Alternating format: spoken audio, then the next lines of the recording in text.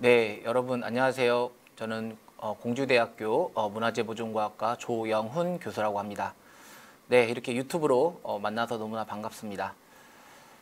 제가 오늘 여러분들하고 이렇게 어떤 과학을 만날지에 대해서 많은 고민을 했는데 현재 제가 가장 열심히 지금 준비하고 있는 이 과학문화유산 콘텐츠, 특히 이 미디어와 만나는 그런 콘텐츠에 대해서 여러분들한테 전해주는, 또 교육해주는 그런 시간을 좀 갖도록 하겠습니다. 제가 오늘 여러분들한테 말씀드릴 주제는 청동거울 과학을 비추다입니다. 과연 이 청동거울에는 어떤 과학이 숨어져 있고, 이 과학을 통해서 여러분들이 앞으로 어떠한 또 다른 과학과 연계돼서 이해할 수 있는지에 대한 다양한 과학문화유산에 대해서도 말씀을 좀 드리도록 하겠습니다. 근데 뭐 제가 서두에서 말씀드렸지만 저는 이제 문화재보존과학과에 있고요. 그래서 이 문화재보존과학과에 있으면서 제가 왜 이러한 컨텐츠를 지금 만들고 있는지에 대한 배경을 좀 간단하게 좀 말씀을 드리겠습니다. 우선 이 문화재보존과학에 대해서 간단하게 좀 이해를 좀 시켜드려야 될 것 같습니다. 일반적으로 저희가 이렇게 학문을 좀 분류해 보면 뭐 인문학이라든지 뭐 예술학 쪽이 이렇게 한 분야가 있고, 또 자연과학이라든지 이런 공학과 같은 이런 이공계의 계열이 있죠. 과연 저희 문화재보존과학은 어디에 들어갈까요? 보시면 바로 이렇게 그 가운데 교집합에 들어갑니다. 근데 교집합이지만 조금 더 이공계에 가까운, 그래서 저희 학과는 자연과학대학에 소속이 되어 있습니다. 그래서 저희 문화재보존과학과는 기본적으로 문화재에 대한 뭐 역사, 고고, 그다음 미술, 예술 이런 그런 가치를 잘 보존하기 위해서 다양한 뭐 물리화학, 생물, 지구과학 같은 뭐 순수과학이라든지, 그리고 그 문화재의 물질을 이해할 수 있는 뭐 재료과학, 다양한 뭐 분석과학, 그다음에 컴퓨터공학 등을 적용해서 우리가 지금 잘 이렇게 보고 있는 문화재를 우리 후세에 잘 계승하는 것을 목적으로 하고 있습니다. 그래서 사람들은 저희한테 문화재 의사라고도 좀 하고 있고요. 그래서 그런 이 학문 분야에서 과연 우리가 문화재와 특히 과학문화유산과 어떤 관련성이 있는지도 계속 말씀을 좀 드리겠습니다. 이 문화재보존과학에서 좀 다루는 분야는 크게 봤을 때는 기록 분석 진단, 그리고 보존 처리 복원 복제와 같은 실제 조사 영역과 그 다음에 실질적인 어떤 문화재를 직접 만지는 영역으로 나눌 수가 있어요. 그래서 뭐 기본적으로 기록 분석 진단을 위해서는 보시는 바와 같이 뭐 내시경이라든지 방사선이라든지 우리가 흔히들 알고 있는 여러 가지 이런 물리적 에너지들을 이용해서 문화재가 가지고 있는 다양한 특징들, 뭐 제작 기법이라든지 보존 상태들을 이렇게 밝히게 되고요. 그리고 이러한 분석이나 진단 결과를 토대로 만약에 문화재에 어떠한 직접적인 수술이 필요하다, 어떤 개입이 필요하다라고 판단했을 때는 보시는 바와 같이 뭐 다양한 재질의 문화재, 뭐 금속부터 뭐 석조, 지류, 다양한 문화재를 실제 치료하고 보존하고 복원한다, 이렇게 좀 볼 수가 있습니다. 이 중에서 저는 어떤 사람이냐면, 저는 직접 문화재를 수술하는 사람은 아니에요.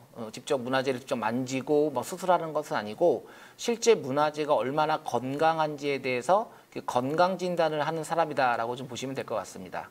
그래서 제가 주로 쓰는 기법은, 우리 병원에 가면은, 우리 영상의학과 가면은 뭐 이런 초음파 뭐 여러 가지 뭐 이런 진단을 받잖아요. 마찬가지로 저도 막 초음파라든지 열화상이라든지 이런 계측 센서, 그리고 3차원 스캐닝과 같은 이런 첨단 기기를 가지고 문화재가 지금 얼마나 건강한 상태에 있고 수술이 필요한지를 진단하는 사람이다, 이렇게 보시면 될 것 같아요. 근데 또 시대를 또 잘 만나서 저는 이 네 가지 기법 중에서 최근에 다양하게 우리가 한 5년 전부터 이 4차 산업혁명이라든지, 그리고 최근에 뭐 디지털 뉴딜까지도 좀 확장이 되고 있는데요. 이러한 시대의 변화를 저는 몸소 체험을 했습니다. 그러다 보니까 제가 가지고 있는 여러 능력 중에서 특히 이런 디지털 기술, 3차원 스캐닝이나 여러 가지 디지털 기술을 문화재에 좀 더 확장하고 좀 더 심도 있게 적용하면 좋겠다라고 생각해서 저는 지금 바로 이런 디지털과 관련된 연구들을 진행을 하고 있습니다. 또 다행히 그래서 제가 한 5년 전부터 국가에, 특히 오늘 이 과학터치를 주관하고 있는 또 한국연구재단에서 다양하게 저한테 이제 특히 문화재, 어떤 디지털 기술을 만날 수 있도록 여러 가지 연구 과제를 지원을 해줬고요. 그런 이 세 가지 연구 과제 중에서 오늘 여러분들한테 어떤 성격이 가장 좋을까 많은 고민을 했는데, 여기 마지막에 두 번째에 있는 이 청동거울 과학 전시 시스템을 오늘 여러분들한테 강의 자료로 좀 준비를 했습니다. 그리고 뭐 여러 가지 이런 연구를 좀 하면서 뭐 이런 다양한 성과를 내 가지고 제가 최근에는 그 한국고용정보원에서 디지털 헤리티지 전문가로 선정도 됐고요. 그래서 이런 여러 가지 이런 기반을 토대로 더 많은 또 연구, 그리고 더 많은 학생들과 이런 교육을 통해서 만날 수 있는 기회가 넓어졌습니다. 특히 저는 그래서 이런 문화재의 디지털 기술, 기록화라든지 디지털 보건 복제, 영상 분석, 콘텐츠에 대한 연구들을 집중적으로 현재 하고 있고요. 오늘은 바로 디지털 콘텐츠를 여러분들한테 교육을 해드리도록 하겠습니다. 오늘 말씀드릴 주제는 아까 말씀드렸지만 청동거울 과학을 비추다입니다.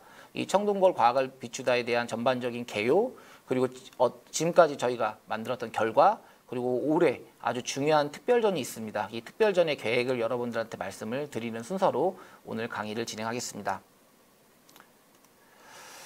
뭐 여러분들 다들 문화재 답사는 다 해봤을 겁니다. 이 문화재는 역시 직접 가서 보는 게 제일 좋아요.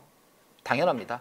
그렇지만 우리가 이런 어떻게 보면 문화재를 직접 보면서 느끼는 또 한계는 뭐냐면, 우리는 거기 있는 안내판이라든지 여러 가지 어떤 해설이나 이런 것들을 통해서 일방적으로 전달을 받다 보니까 처음에는 조금 이렇게 공부할 마음이 있기 때문에 잘 들려요. 그러나 지금 시간이 지나면서 이런 일방 전달 방식의 어떤 교육이, 문화재 교육이 그렇게 계속 지속되기는 쉽지 않다라는 것들도 저도 현장에서 많은 해설을 하면서 그렇게 느꼈고요. 그래서 이 문화재, 특히 과학 문화재와 어떤 새로운 방식의 콘텐츠를 결합할 수 있는 방법이 없을까, 뭐 그런 고민을 좀 하게 되었습니다. 그리고 제가 이제 문화재에 대한 관심이 많지만 특히 저는 과학 문화재에 대한 관심이 그렇게 특히 많습니다.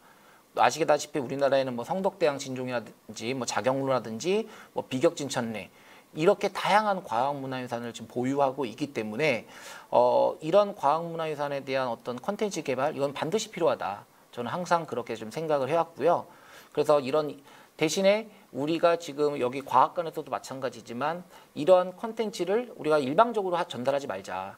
서로 상호작용해서 우리 관람객들, 우리 시민들과 같이 상호작용을 토대로 과학문화재에 대한 가치를 널리 알려줬으면 좋겠다라는 게 그런 배경으로 이런 콘텐츠를 좀 만들게 됐다라고 보시면 됩니다. 특히 뭐 여러분들 우리나라의 전체적인 관람객의 그 수준이 상당히 높아졌어요. 여러분들의 수준도 많이 높아졌고요. 저 역시도 막 그렇고요. 그런 시점에서 이런 미디어 아트 기술이 우리나라의 전시 기술로서 상당히 보편화되면서, 그러면 이런 미디어 아트 기술이 과학문화재와 결합되면 어떠한 또 가치가 있을까라고 생각해서 저는 이런 미디어 아트 기술을 실제 과학문화재에 적용을 했고요. 그래서 이런 과학문화재가 가지고 있는 4가지 특징, 실제 여기 앞에 보시는 이 청동거울이 있잖아요. 이 청동거울을 과연 어떻게 만들었을까? 전통과학이죠. 이 전통 제작 기술. 그 두 번째, 이러한 청동거울이 우리 박물관 가면 아시겠지만 부식돼서 잘 안 보여요. 거울적 효과가 없거든요. 그러면 이게 왜 어떤 부식 과정을 토대로 이런 청동거울이 변했을까? 그리고 세 번째로는 이런 부식된 청동거울을 어떻게 과학적으로 분석하고 진단을 해야 될까라는 것입니다. 그리고 그런 걸 토대로 저희 문화재보존과에서 하고 있는 보존 처리나 복원을 통해서 다시 원래대로 돌려놓는 이런 컨텐츠를 오늘 여러분들한테 보여드리도록 하겠습니다. 특히 이 사진을 보시면 아시겠지만 최근에 국립문화재연구소 보존과학센터에서 언론 보도로 아주 상당히 이슈가 됐던 유물이고요. 저도 깜짝 놀랐습니다.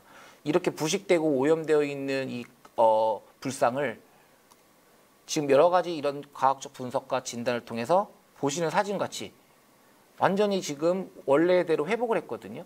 과연 이 과정 속에 어떤 과학이 숨어져 있을까? 저는 그래서 그런 것들을 우리 전문가들만 보는 게 아니라 우리 학생들부터 우리 시민들이 열심히 이런 부분들에 대한 관심을 갖게 만들어야 되겠다라는 생각으로 이 자리에 앉게 되었습니다. 특히 제가 이제 선정한 과학문화유산은 이렇게 많습니다. 우리나라에 지금 사진에 보시는 바와 같이 이 중에서 청동 거울을 선택했습니다. 그 이유는 제가 우리 학생들 답사 다닐 때 박물관 데려가면 교수님 이게 어떻게 청동 거울이에요? 라는 질문을 제일 많이 받습니다. 왜냐하면 반사 효과가 없기 때문에 그렇거든요. 즉 왼쪽에 있는 것은 복제품이니까 거울 반사 효과가 있는 거고요. 오른쪽은 우리가 박물관에 가면 흔히들 보는 청동 거울입니다. 그래서 그런 것들을 이해시키는 과정이 때로는 되게 10분, 30분씩 걸리더라고요. 그래서 매번 그렇게 이해시키기보다는 실제 그런 거를 이해될 수 있는 콘텐츠를 만드는 게 더 빠르겠다라고 생각해서 청동 거울을 선택을 했고요. 그리고 여기 국립중앙과학관에서도 실제 이 과학관에 있는 그 많은 전문가들이 있는데 대표적으로 윤영영 과장님이라든지 여러분들이 이런 청동 거울에 대한 아주 전문가십니다. 그래서 이런 청동 거울을 토대로 실제 많은 자료들이 구축이 되어 있기 때문에 저한테는 이 시나리오에 대한 객관성이라든지 신뢰도가 상당히 좋아질 수가 있었어요. 그래서 제가 청동 거울을 선정하게 되었던 거죠. 그 중에서 우리나라는 청동 거울이 뭐 거의 수천 개가 있거든요. 어마어마하게 많습니다. 근데 그 중에서 국보 청동 거울은 하나입니다. 바로 그 서울 숭실대학교 기독교박물관에 있는 우리가 흔히들 단유세명병이라고 하는 이 국보 잔무늬 거울을 대상으로 이러한 아주 멋있는 몰입도 있는 컨텐츠를 만들어야 되겠다라고 선정을 좀 했고요. 이 청동 거울에는 역시 과학적적 비밀을 풀 수 있는 컨텐츠가 다양했기 때문에 첫 번째로, 그리고 이 부식으로 인해 거울 기능을 인식하지 못하는 점, 이거를 학생들한테 분명히 이해시켜야 되겠다라는 거. 그리고 청동 거울을 어떻게 만들었을까, 그리고 다시 어떻게 원형을 회복할까라는 전통과학과 현대과학을 연결할 수 있다는 겁니다. 그리고 정말 놀라운 건 뭐냐면 이 청동 거울에는요, 선이 13,000개가 있어요. 직경은 20cm밖에 안 되거든요. 이 20cm밖에 안 되는 이 청동 거울에 어떻게 그 선사시대에 이 거울을 만들었을까? 이거는 지금도 미스테리합니다. 그래서 제가 지금 앞에 여기 지금 복제로 지금 만들어 놓은 거 3D 프린팅으로 만든 건데요. 이 청동 거울도 그대로 13,000개를 다 그대로 구현을 했어요. 2년 걸렸거든요. 저희가. 그러면 우리 선사시대는 더 많은 첨단 기기도 없었을 텐데 얼마나 이게 대단한 겁니까? 그래서 이런 것들을 좀 학생들한테 좀 과정을 좀 보여줄 필요도 있겠다라는 생각을 좀 했습니다. 그래서 전체적으로 콘텐츠의 전시 기법은 이 가운데에다가 이 큰 약 1m에 가까운 청동 거울을 3D 프린팅으로 하고요. 이 3D 프린팅된 청동 거울에 여러 가지 콘텐츠를 프로젝션을 매핑을 하는 겁니다. 프로젝터로 투영하는 건데요. 그냥 프로젝터 투영하는 것은 또 일방 전달 방식이 되기 때문에 관람객이 직접 조작을 하는 겁니다. 조작을 통해서 과정을 미션을 수행하면서, 그리고 게임처럼 게임을 수행하는 느낌으로써 이것을 진행하는 그런 콘텐츠를 개발하게 되는 겁니다. 그래서 전체적인 저희의 조감도의 모습이고요. 그래서 여기에서는 콘텐츠는 전통과학과 현대보존과학, 미디어 아트 기술은 인터랙티브 프로젝션 매핑, 인터랙티브라는 것은 상호작용한다는 뜻이거든요. 그리고 전시 공간은 역시 몰입형의 이런 공간 디자인을 만들게 됐습니다. 그리고 전반적으로 그래서 저희 팀은 이 4가지 카테고리, 콘텐츠, 미디어 아트 영상 효과, 그 다음에 시스템이나 공간, 그리고 마지막에 관람객들이 정말 좋아하는지, 이런 것들을 순차적으로 반응성을 평가하면서 우리 이 콘텐츠에 대한 완성도를 지금 벌써 4년째거든요. 올해 4년째 마지막 연도인데, 그래서 그 전시를 올해 과학관에서 개최하기 때문에 오늘 이 자리에서 상당히 의미가 있지 않나 생각이 듭니다. 그래서 최종적으로 과학문화 전시 플랫폼을 좀 제대로 구축해 보겠습니다. 그럼 지금까지 과연 어떤 성과들이 있었는지, 연구 성과들이 있었는지를 좀 설명을 드리겠습니다. 첫 번째로는 이 컨텐츠에서 가장 중요한 것은 컨텐츠에 대한 시나리오의 완성도, 신뢰도입니다. 그래서 이 청동 거울과 관련된 많은 연구자들을 섭외했고요. 그 연구자들과 함께 하나의 청동 거울에 숨어져 있는 과학들, 이 과학을 약 한 100페이지에 가까운 책을 이렇게 하나 만들었어요. 그 이 책을 가지고 전체적인 이제 디지털 콘텐츠로 전환을 하게 되는 겁니다. 그래서 4단계 핵심 시나리오는 아까 말씀드렸던 것처럼 청동 거울을 제작하는 거, 그리고 두 번째는 부식된 청동 거울을 이해하는 부분, 세 번째로는 과학의 눈으로 청동 거울을 바라보는 거, 마지막으로는 청동 거울에 새 생명을 주면서 다시 원래의 청동 거울을 만드는 이러한 체험을 하게 되는 겁니다. 그래서 그럼 과연 이 콘텐츠가 어떤 학생들한테 좋을까? 이런 고민을 진짜 많이 했습니다. 그래서 우리 연구원들하고 한 1년 정도 에듀넷에 보니까 그런 교과서에 나와 있는 그런 단어들을 검색하는 부분이 있더라고요. 그래서 그 교과서에 있는 단어들, 특히 콘텐츠에서 중요한 핵심 키워드들이 있거든요. 뭐 청동거울, 합금, 주조, 부식 뭐 이런 단어들이 있잖아요. 이런 단어들을 조금 검색해 보니까 전반적으로 뭐 초등학교 4학년부터 중학교 2학년 정도 범위 내에서 이런 단어들이 노출이 되고 있더라고요. 그래서 그런데 초등학교 4학년 정도는 그래도 조금 노출된 단어가 퍼센트가 한 50% 이하로 좀 떨어지고요. 중학교 2학년 정도 되니까 80% 이상 정도 저희 컨텐츠의 핵심 키워드들이 다 노출이 되고 있어서 저희는 그래서 한 중학교 2학년 내외에서 아주 중요한 이런 어떻게 보면 컨텐츠 대상으로 좀 선정을 했고요. 물론 그 이상의 대학생들, 일반 시민들까지도 같이 이 컨텐츠에 참여할 수 있도록 다양한 그런 단계별 미션들을 좀 수행하게 만들고 있습니다. 그럼 먼저 저희가 그 청동거울에 대한 3D 데이터가 필요했거든요. 그래서 여기 그 숭실대학교 박물관에 가서요. 이 숭실대학교 박물관에서 전체적으로 이 청동거울을 저희가 허가를 받아서 이렇게 3D 스캐닝을 지금 하고 있는 모습입니다. 그래서 이 3D 스캐닝을 통해서 원래의 원형 자료를 그대로 저희가 디지털로 지금 만드는 과정이라고 좀 볼 수가 있어요. 그래서 우리 연구원들하고 같이 지금 이렇게 3D 스캔을 하고 있고요. 그리고 여기에 워낙 많은 그런 그 선들이 있다 보니까 이거를 기록하는 과정 자체가 상당히 어려웠습니다. 그래도 최선을 다해서 이런 기록 자료를 구축을 했습니다. 그래서 요게 보시면 이게 바로 그 저희가 3D 스캐닝해서 취득한 이런 3D 모델입니다. 그리고 이런 스캐닝 데이터를 가지고 이 선이 13,000개니까 이거를 저희가 10개의 레이어로 그룹을 나눴어요. 이거를 하나하나씩 다 분석을 해가지고 그 선이 돌출된 높이에 따라서 10개의 레이어를 만들어 가지고 별도로 저희가 그 컴퓨터 그래픽 모델링을 좀 했습니다. 그래서 지금 여기 보이시는 색깔은 그 10개의 레이어로 나눈 색깔이고요. 그래서 문양의 특성, 돌출 높이에 따라서 이런 작업을 했습니다. 그래서 이 과정 자체가 사실 우리 연구원들이 엄청나게 고생을 많이 했어요. 그래도 어쨌든 누군가는 해야 되고 같이 있는 거라면 저는 해야 된다고 생각하기 때문에 어쨌든 이런 부분에 대해서도 최선을 다했습니다. 그리고 이러한 3D 모델링을 가지고 미디어 아트용으로도 만들었고요. 그리고 인터랙션, 학생들이 이런 여러 가지 3D 프린팅을 통해서 이렇게 직접 접합해보는 이런 체험도 좀 필요하니까 그런 상호작용용으로도 만들었고, 그리고 여러 가지 3D 프린팅의 대형 청동 거울이 만들어질 수 있도록 그러한 모델도 완성을 하였습니다. 그 중에서 제가 어마어마한 자료를 하나 보여드리겠습니다. 이 청동 거울에 어떤 과학이 숨겨져 있는 이 영상을 한번 보시면 놀라실 겁니다. 저희가 아까 만들었던 그 선들을 다 구분을 해가지고요. 이 13,000개 선의 제작 과정의 순서대로 이렇게 지금 미디어 아트 영상을 만든 겁니다. 아마 여러분들 볼륨 잘 안 들리면 소리를 좀 켜고 보시면 이 소리랑 같이 더 이렇게 몰입감 있게 좀 보실 수가 있고요. 그래서 이 13,000개 선을 가지고 이렇게 미디어 아트 영상도 만들고 이 제작 과정을 투영해서 전체적인 청동 거울에 대한 기본적인 이런 모델링 데이터가 만들어졌습니다. 여기 보시면 중간중간에 선이 꼬인 것도 보이거든요. 그 이유는 저희가 원형 그대로 3D 스캐닝을 했기 때문에 이런 선들이 만들어진 거다, 이렇게 이해를 하시면 좋을 것 같습니다.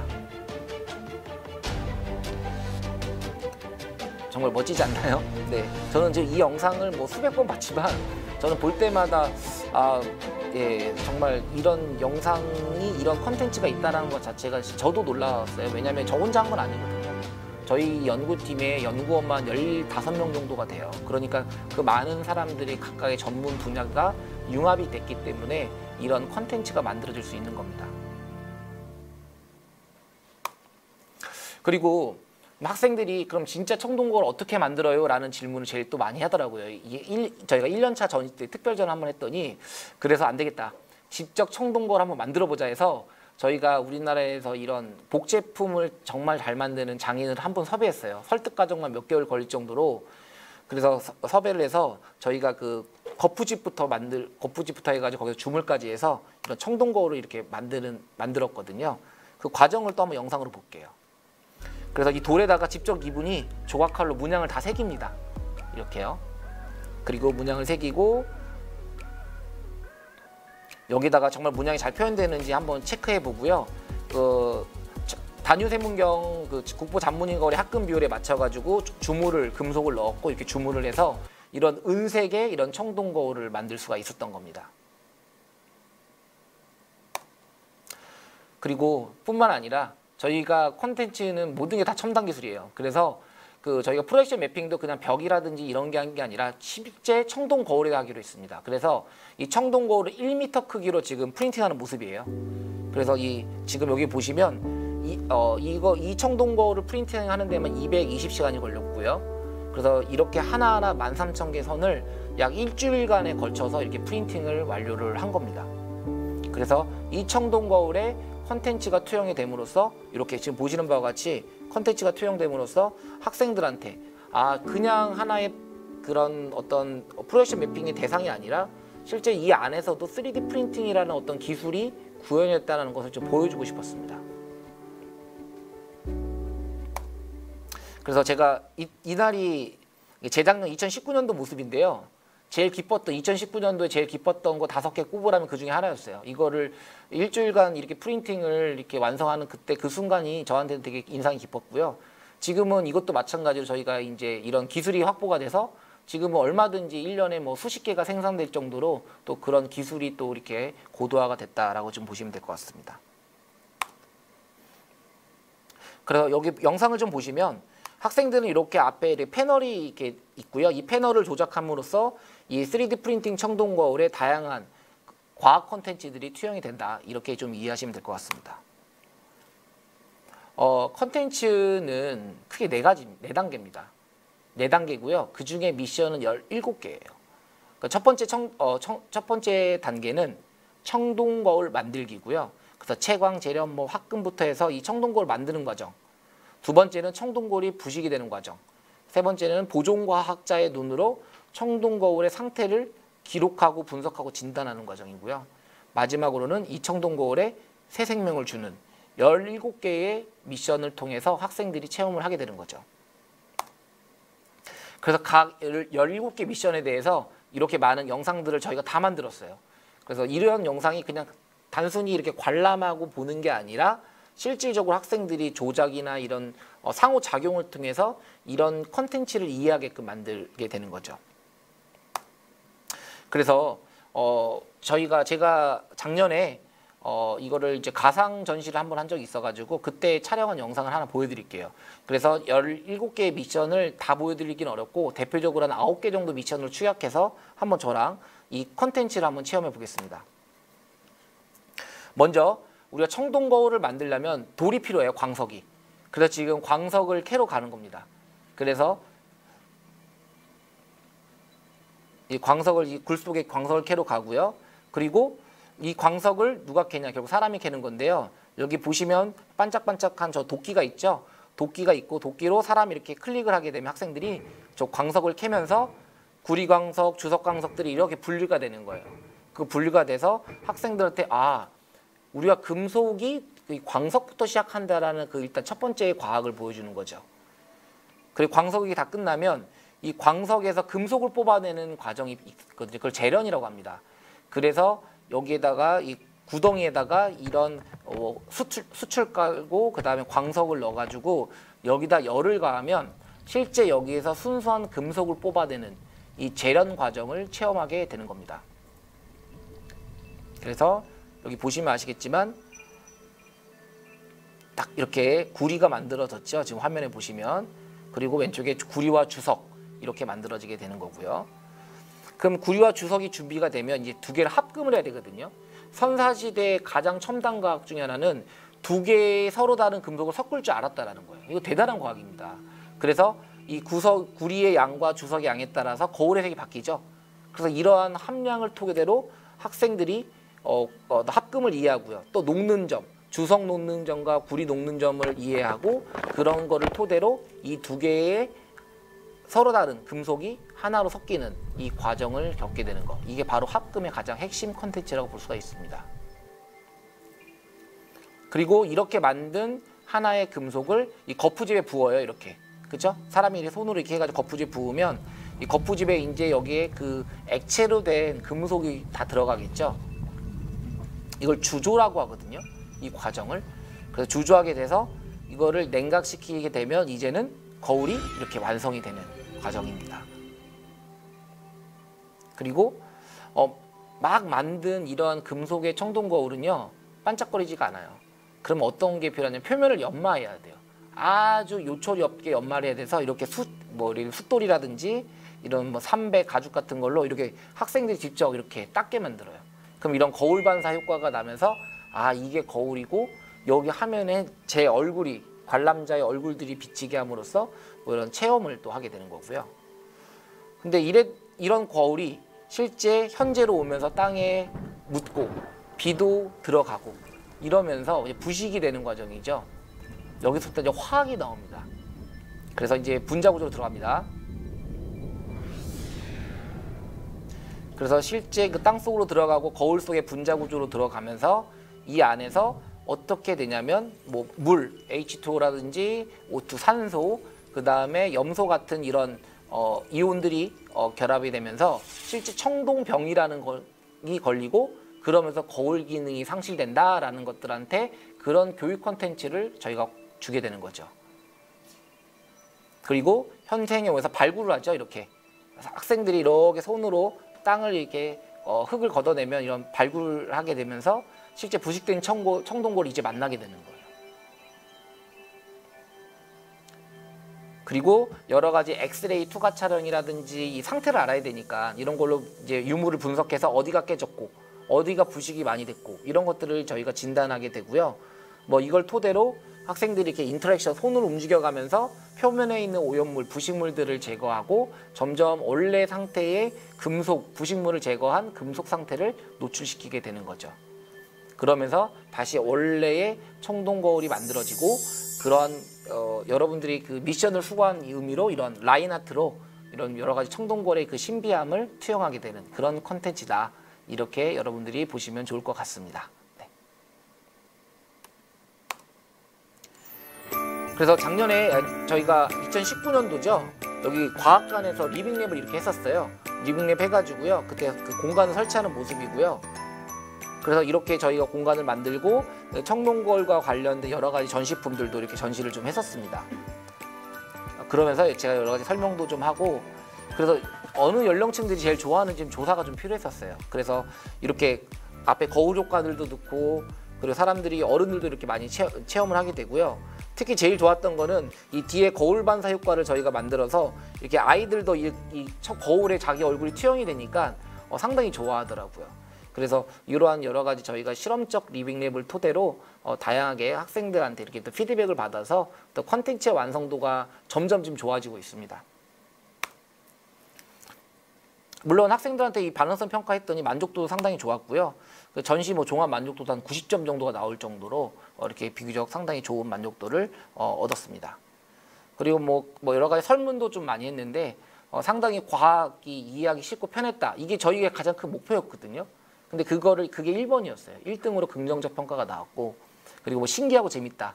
그리고 직접 체험할 수 있어서 좋았다라는 이런 긍정적 평가를 받았어요. 뭐 부정적 평가도 물론 있었죠. 뭐 예를 들면 뭐 공간이 좀 좁았다, 공간이 어둡다.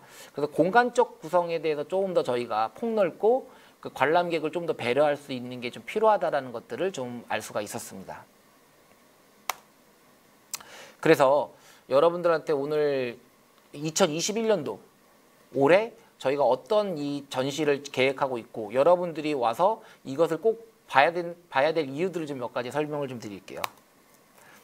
그래서 저희가 더 몰입감을 높이기 위해서요. 아까 3D 프린팅 청동거울 옆에다가요. 이렇게 확장판을 반사가 되는 확장판을 지금 이렇게 붙였어요.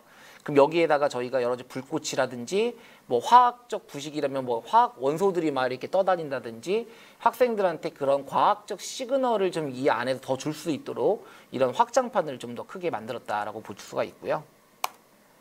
그리고 저희가 그 전시를 어떻게 구성하고 있냐면 과거에는 이렇게 중앙에 청동거울 하나만 있었잖아요. 그게 아니라 이거를 그 4가지의 단계를 다 분리를 했어요. 첫 번째로는 이쪽에 청동거울 만들기라는 이런 체험존을 좀 만들었고요. 만들 지금 계획이고요. 그리고 청동거울의 부식과 발견 콘텐츠 부분, 그 다음에 과학자, 보존과학자의 눈 있는 부분도 있습니다.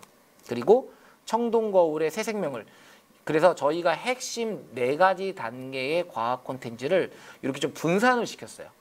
그러면 이 안에서 여러 가지 관람객에 의한 이런 병목 현상도 좀 줄어들고, 그리고 학생들이 다양한 미션을 순차적으로 체험하면서 어떤 그 전체 미션을 체험한 학생들한테 큰 성취감을 좀 줄 수 있는 뭐 그런 부분들에 대해서 저희가 이렇게 좀 기획을 지금 하고 있습니다.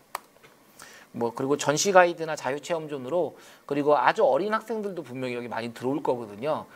그런 친구들한테는 조금은 여기 아주 단순하게 막 그런 퍼즐을, 청동거울 퍼즐링을 한다든지 퍼즐을 맞춘다든지, 아니면 청동거울을 뭐 이렇게 디지털 돋보기로 본다든지, 아니면 청동거울에 막 자기 손이 반응하는 그런 뭐 인터랙션 효과를 만든다든지, 그래서 이러한 자유체험들도 저희가 지금 구성을 하고 있어서 아마 조금 더 다양한 이런 컨텐츠들이 올해 전시가 될 것 같고요.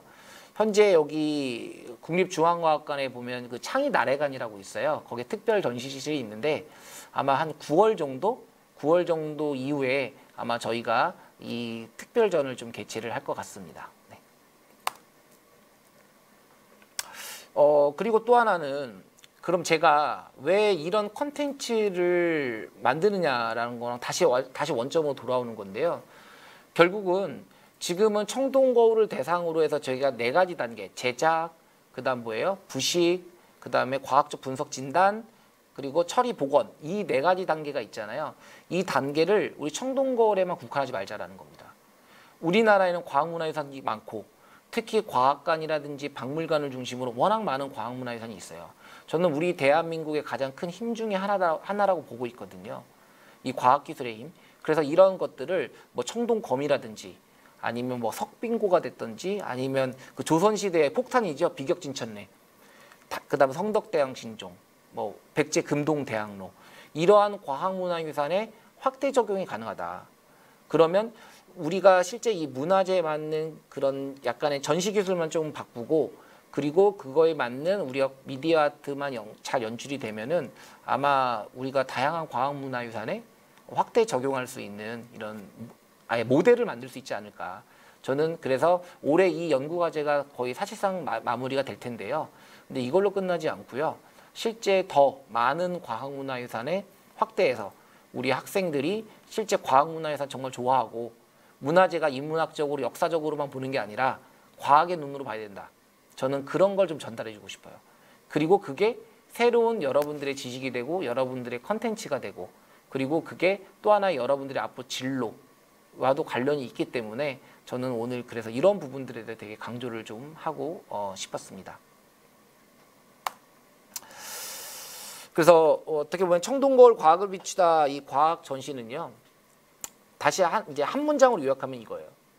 전통기술, 그리고 현대 보존과학, 세 번째로는 미래형 전시. 바로 이 3개가 융합이 된 체험형 콘텐츠다.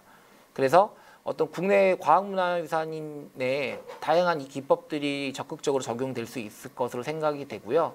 그렇게 된다면 아마 여러분들하고 저랑 뭐 어떤 여러분들이 나중에 좀 더 성장해서 또 전문가로서 저와도 만날 수가 있고, 그리고 우리가 이런 과학관에서, 특히 과학관에도 과학문화유산이 많이 전시되어 있잖아요. 그러면 이런 과학의 눈으로 한번 좀 관찰해주고 봐주시면 저는 좋은 기대 효과가 있지 않을까, 저는 그렇게 좀 생각을 하고 있습니다. 그리고 요게 이 마크가 뭐 어떤 거 같아요, 여러분들? 그죠? 이것도 지금 뭐 디자인 이제 특허로 되어 있는 마크인데요. 이게 어떤 마크처럼 보이십니까? 다들 짐작할 거라고 생각을 합니다. 물론 제가 오프라인 전시라면은 바로 여기서 선물이 나가는 시간이었어요. 그렇죠? 근데 온라인 전시기 때문에 제가 여러분들한테 바로 뭐 모바일 쿠폰을 뭐 줄 수가 없는 상황이니까 좀 아쉽긴 한데요.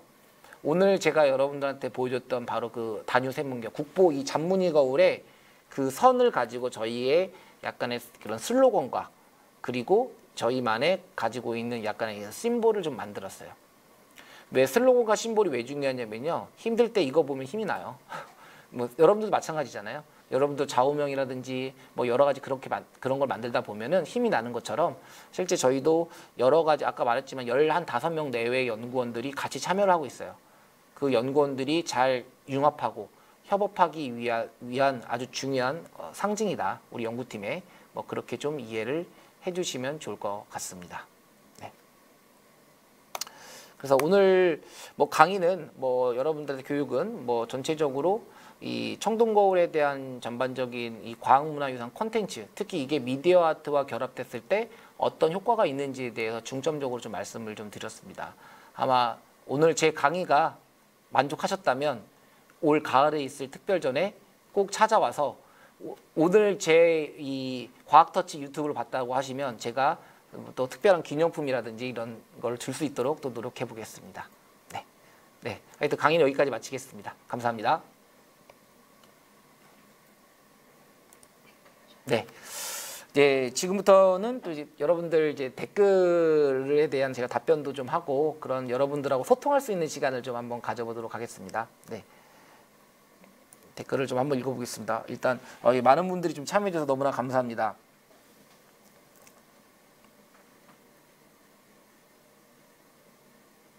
네. 예. 우리 다미오니주님, 네. 문화재 의사라고 하시니 무슨 일을 하시는 건지 귀에 쏙 들어옵니다. 라고 하셨는데요. 감사합니다. 제가 오늘 의도했던 대로 귀에 쏙 들어온다고 하니까 다행이고요. 여러분들도 정말 이 문화재 의사라는 부분, 이거 되게 중요하거든요. 제가 왜 문화재 의사라는 또 많은 한계를 느끼는 건 뭐냐면요. 사람은 아프면 말을 하잖아요. 문화재는요, 아파도 말을 못해요. 그게 제일 힘들어요. 저는 특히 문화재를 건강진단하는 사람이잖아요. 그래서 저는 항상 문화재 앞에서 제 손과 여러 가지 기기들을 가지고 문화재의 그 상태를 제 스스로 찾아야 돼요. 항상. 그런 부분들이 되게 힘들지만 그게 오히려 이 문화가 계승되고 문화가 보존된다는 관점에서는 정말 중요하지 않나. 저는 그렇게 생각을 하고 있습니다. 어쨌든 잘 이해된다고 해서 너무나 감사합니다. 예, 특별전 소개 기대된다고 하셨는데요. 예, 감사합니다. 하여튼 우리 도원왕님 특별전 오시면 꼭 저한테 말씀해 주십시오. 알겠죠? 그럼 제가 근데 당연히 또 기념품 준비할 거고요. 그 기념품을 꼭 잘 전달해 드리도록 하겠습니다. 지금껏 문화재하고 과학은 같이 생각해 본 적이 없었다라고 하셨는데요. 그렇죠. 그래서 제가 아까도 바로 이 컨텐츠 소개를 한 게 아니라 제가 제 전공에 대해서 간단하게 말씀드린 이유였어요, 사실. 대부분 문화재 하면 다 인문학으로 생각하잖아요. 근데 저는 과학자예요. 그리고 저희 학과 교수님들 다 과학자예요. 다 화학을 전공하신 분들도 계시고요. 지구과학을 전공하신 분도 계시고, 재료공학을 전공하신 분도 계시고, 건축공학을 전공하셨어요. 저는 이제 운이 좋게 순수한 문화재 보존과학을 전공을 했습니다. 그래서 이런 문화재를 대상으로 우리가 잘 보존하는 것은 과학의 힘이다. 이렇게 여러분들이 이해를 해주면 좋을 것 같습니다. 고문화재들의 연도 측정은 어떤 방법으로 이루어지나요?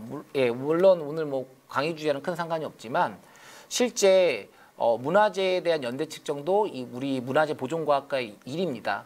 그래서 여러 가지 기법들이 있는데요. 뭐 탄소 연대라든지 뭐 목재 같은 경우에는 나이테의 연륜들을 어떤 그래프로 만들어서 파는 뭐 연륜 연대라든지 아니면 그 광물 속에 함축되어 있는 빛을 이용하는 그런 OSL이라는 그런 루미네센스 방식의 그런 여러 가지 연대 측정 방법들이 있어요.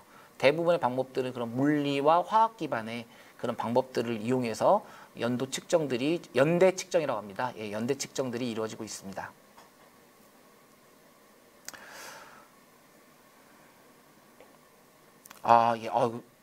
예, 우리 도원왕님 지금 되게 난이도 있는 너무 질문을 하셨네요.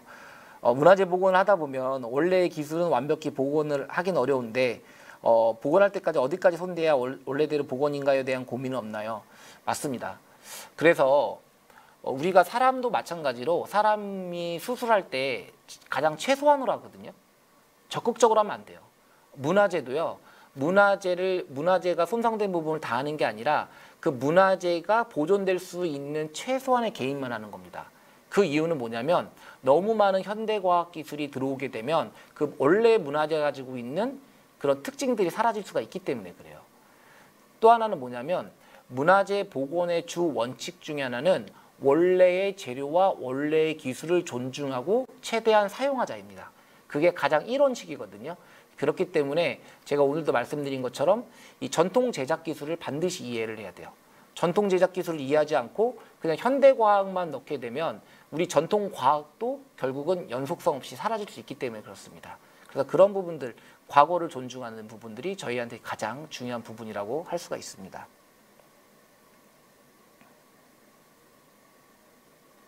네, 노트북 앞에 있는 게 청동 거울인가요? 3D 프린터를 이용해서 다른 문화재 복원 및 관리를 할 수가 있는 건가요? 예, 노트북 앞에 있는 것은요.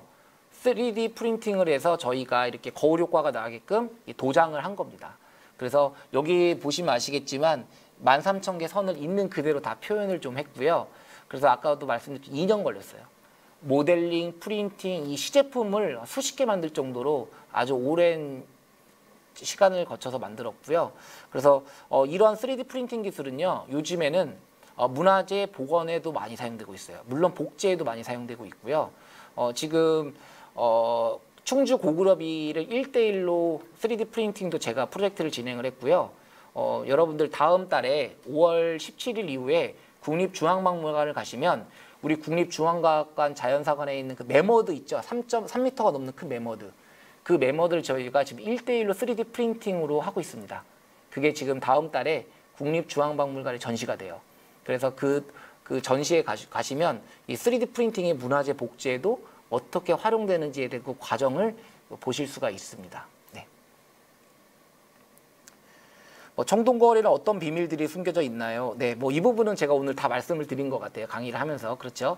그래서 이 청동거울에 숨겨져 있는 과학들을 여러분들이 잘 아셨으면 좋겠고요. 아까도 말씀드렸지만 우리가 박물관 가면은 반짝거리는 청동거울이 없습니다. 거울 기능이 상실된 다 부식된 청동거울밖에 없거든요. 그럼 우리는 그 부식된 청동거울이 왜 부식이 됐고 그걸 어떻게 회복할 수 있을까라는 오늘 그 제가 강의를 집중적으로 좀 여러분들한테 했다 이렇게 보시면 될 것 같습니다. 문화재 보존과는 취업은 주로 박물관으로 가나요? 네, 맞습니다. 우리 학생들이 박물관에 가서 실제 문화재를 직접 분석, 진단, 처리, 여러 가지 수술까지 다 하게 되는 거고요.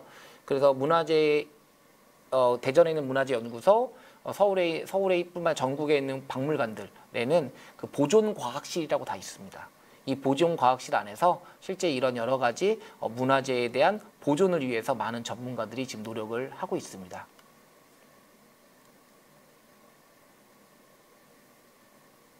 네, 문화유산을 통해서도 과학과 접목시키는 방법이 참신하네요.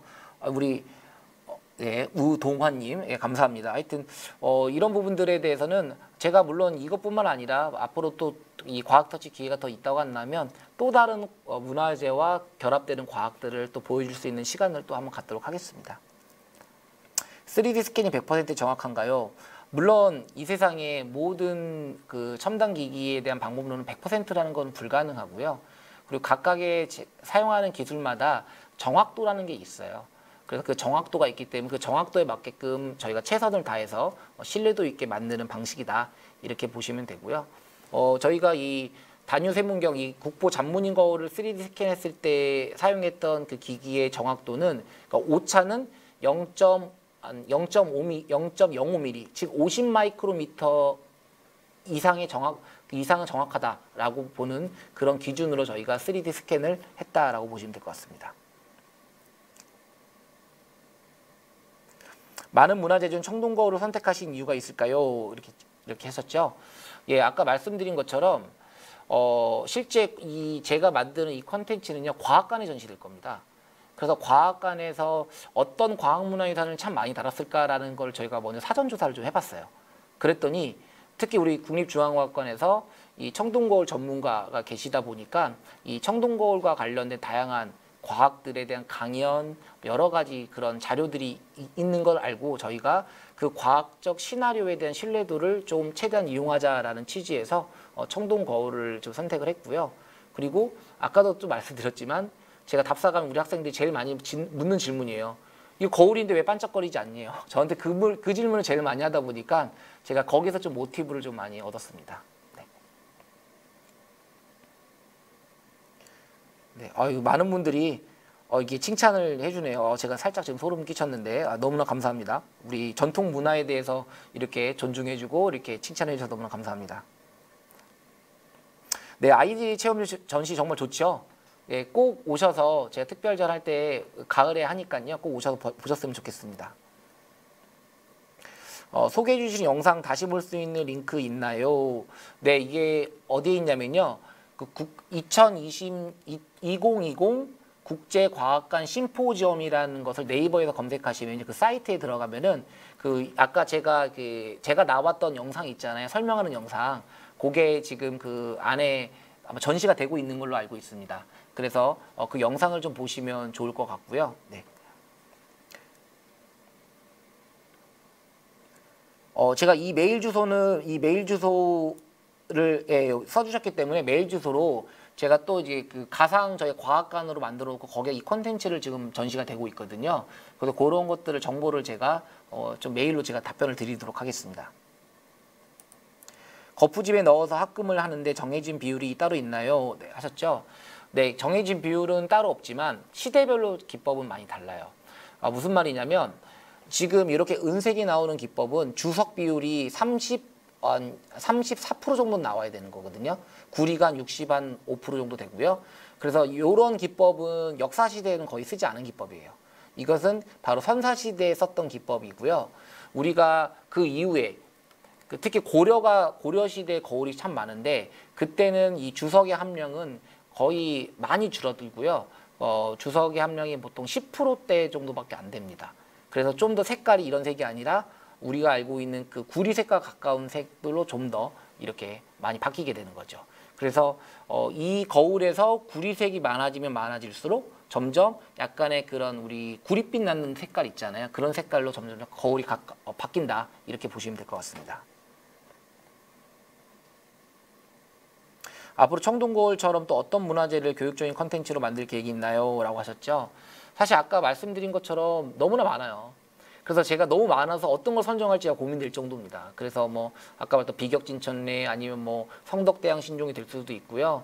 아니면 뭐 석빙고가 될 수도 있고 다양한 과학문화유산을 대상으로 지금 앞으로 그런 자료들이 어떻게 수집되느냐에 따라서 저희가 조금 그 다음에 또 프로젝트를 좀 준비해 볼까 그렇게 좀 하고 있습니다.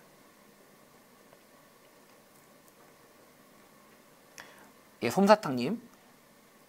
예, 또 제가 아까 했던 말 그대로 나왔는데 교과서에서 부직된 청동거울 사진을 보고 이게 거울이라고 이렇게 놀라셨죠? 그래서 이걸로 어떻게 자기 얼굴을 비추지? 우리 학생들하고 똑같은 이렇게 말씀을 하셨는데요. 마찬가지로 오늘 컨텐츠를 보셨으니까 왜 그런 과정이 됐는지를 이해하셨을 거라고 생각이 들어요. 그래서 아마 좋은 말씀 해주셔서 너무나 감사합니다.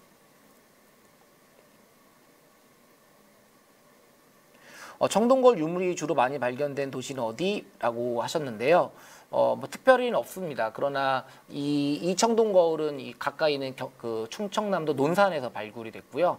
여기뿐만 아니라 완주, 화순 아주 다양한 곳에 많이 발견되기 때문에 뭐 특정 지역이 뭐 거울이 많이 난다 뭐 그런 거는 아닌 것 같습니다. 네.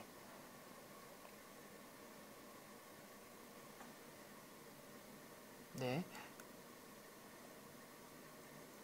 훼손된 문화재 복원 중 재질을 알 수 있는 문화재는 원형 복원에 접근이 그나마 쉬울 것 같은데 부직된 그림처럼 물감 등 도료 재질은 현재 없는 것도 있어 복원 힘들 텐데 그림에 대한 복원은 어떻게 지나요? 이렇게 하셨는데요. 마찬가지로 이제 그림에 대한 복원도 상당히 중요한 부분입니다. 문화재 쪽에서 많이 사용되고 있는데요. 그래서 먼저 그 문화재에 칠해져 있는 안료를 분석하겠죠. 그 안료를 분석하고 어떤 안료가 사용됐는지부터 먼저 조사를 해야 됩니다. 그리고 그 안료와 가장 유사한 재료로 복원되는 것이 가장 이상적인데요. 근데 때로는 그 안료를 지금 현대에 와서 사용하지 못하는 경우들도 많이 있습니다. 그래서 그런 안료들을 최대한 사용하려고 노력을 하고 그게 불가능하면 현대적 재료를 사용해서 이렇게 그림을 복원하는 과정을 거치게 됩니다.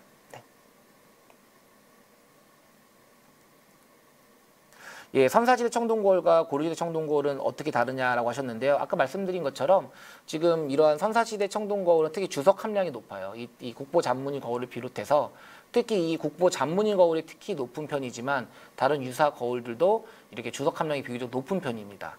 근데 이제 여러 가지 고려시대에 오면서 주석 함량이 많이 감소가 돼요. 구리 함량이 압도적으로 높아지면서. 그럼 뭐가 달라지냐면 결국 이 청동 거울의 색이 달라진다라는 거죠. 점점 구릿빛으로 된다. 이렇게 보시면 됩니다. 네, 현재 연구가 이루어지고 있는 청동 거울은 모두 우리나라에서 발견된 것들인가요? 네, 우리나라는 청동 거울 엄청나게 많이 발견됐어요. 그래서 대부분 우리나라에서 발견된 것들도 있고요. 대부분 우리나라에 발견된 것들이고, 물론 중국이나 일본에서 수입된 것도 상당히 많이 있습니다. 예를 들면 고려시대 황비창청명경 같은 경우에는 아직도 우리나라 것이냐, 중국 것이냐, 이런 게 있을 정도로 그 황비창청명경은 이 국립중앙과학관에도 현재 소장을 하고 있는 그런 거울입니다.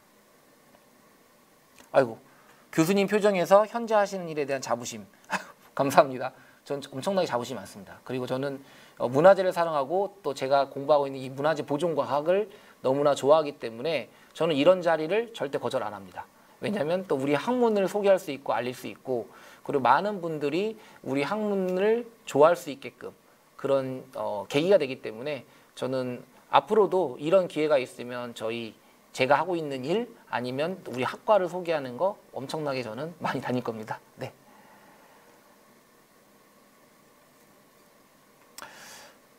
예, 또 과학적 요소가 들어간 또 다른 문화재가 있느냐, 이런 얘기를 좀 하셨는데요. 네, 이것도 아까도 다 말씀드린 것처럼 너무나 많기 때문에, 특히 우리 성덕대왕 신종 같은 경우에는 그 소리에 대한 주파수와 관련된 또 과학적 요소들도 전달할 수가 있을 것 같고요. 그뿐만 아니라 문화재가 가지고 있는 그 내부 형상들만 잘 이해하면은 과거에 어떻게 제작했는지도 알 수 있는 문화재들도 상당히 많이 있어요.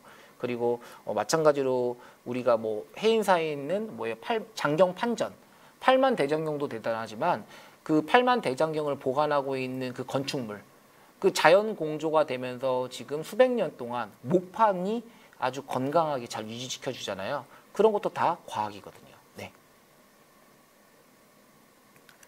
청동검도 청동거울처럼 기술로 보관할 수 있나요? 예, 당연합니다. 그래서 사실 이 청동검도 제 앞으로 연구해야 될 분야 중에 하나이고요. 그래서 이것도 마찬가지로 동일한 과정, 이 청동거울과 동일한 과정을 거쳐서 만들었습니다. 네. 예. 어쨌든 네, 질문에는 답변도 다 완료가 된 것 같아요. 네네. 혹시 또 추가적으로 이렇게 질문이 있으면 네, 할 것 같은데, 어쨌든 여러분들께서 이게 질문의 난이도가 원래 이렇게 높았나요? 제가 좀 많이 놀랐는데요. 역시 과학을 좋아하다 보니까 과학을 좋아하는 사람들 다 통하거든요. 그래서 아주 이렇게 좋은 질문도 해주시고 또 저한테 칭찬도 좀 해주시고요. 그리고 또 이렇게 앞으로 또 저한테 기대된다고 또 저를 또 이렇게 격려도 해주시고 전반적으로 이렇게 또 아주 즐겁게 저는 이렇게 1시간 정도를 좀 보낸 게 아닌가 그런 생각을 좀 하고 있습니다. 네네. 혹시라도 제 이메일 주소나 이런 것들이 공개가 되는지는 잘 모르겠지만 공개할 수 있으면 저는 제 이메일 주소도 공개할 수 있기 때문에 그리고 저는 이제 공주대학교에 있으니까 문화재 보존과학과에 있으니까요. 혹시 메일이나 이런 걸로도 언제든지 저한테 거기 학과 홈페이지 가면 있습니다. 그래서 그런 질문도 좀 해주셨으면 좋겠다라는 생각입니다. 예, 질문이 하나 더 들어와서 우리 심정미님, 청동거울이 왜 중국에 있어요? 예, 중국도 청동거울을 많이 만들었습니다. 특히 양으로 따지면 우리나라보다 역시 압도적으로 많이 만들었고요. 그리고 가까운 일본도 청동거울을 많이 만들었습니다. 그래서 이 청동거울은 기능적으로 거울적 기능도 있지만 여러 가지 어떤 제사나 아니면 의례 여러 가지 기능의 다양성을 좀 갖고 있기 때문에 아마 우리 같은 문화권이잖아요. 중국, 일본, 한국. 그래서 같은 문화권에서 이런 청동거울이 많이 만들어졌다. 이렇게 보시면 좋을 것 같습니다. 네. 예, 더 질문이 없나요? 네, 알겠습니다. 하여튼 오늘 너무 감사드리고요. 하여튼 즐거웠습니다. 작년에도 사실 과학터치 강의기가 있었는데 제가 코로나 때문에 작년에 못했었는데 이렇게 올해는 온라인으로 해서 너무 좋고요. 앞으로도 제가 좋은 연구 결과 가지고 여러분들 또 찾아뵙는 시간 갖도록 하겠습니다. 네, 오늘 이것으로 마치겠습니다. 네, 감사합니다.